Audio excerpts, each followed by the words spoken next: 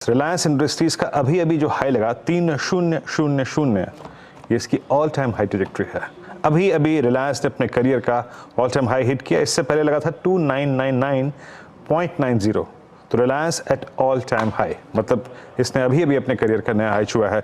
ये राजेश अग्रवाल जी, अभी अभी आपके स्क्रीन पे हमने दो स्टॉक्स रखे। पहले तो रिलायंस पे आपका व्यू 29996 पे, और बीच में जियो में भी काफ़ी स्ट्रॉन्ग हो गया था। अभी आप लोग क्या प्राइस आउटलुक शेयर कर रहे हैं रिलायंस पे और जियो पे?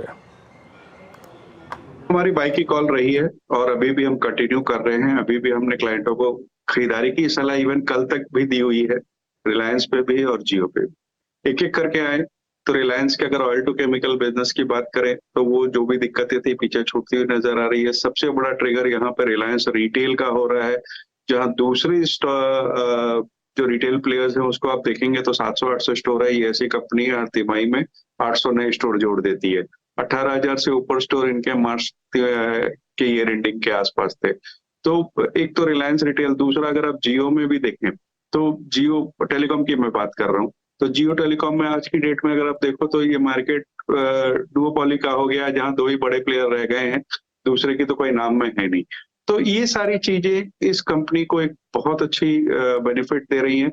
आगे जाने वाले दिनों में जब भी कॉर्पोरेट एक्शन कुछ अनाउंस होगा तो मैं समझता हूँ यहाँ से बहुत अच्छा अपसाइड मिलेगा। इस स्टॉक में आपको लंबी अवधि का नजरिया रखना है, या जो छोटे निवेशक हैं उनको मैं ये कहूंगा कि मंथली एसआईपी कर ले रिलायंस में।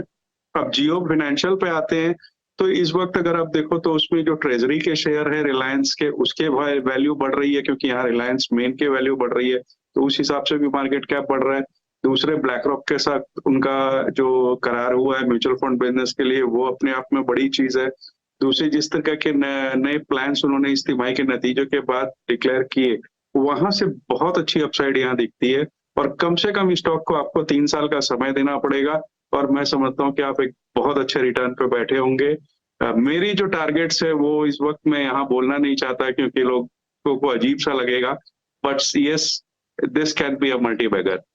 Okay, this can be a multi-bag.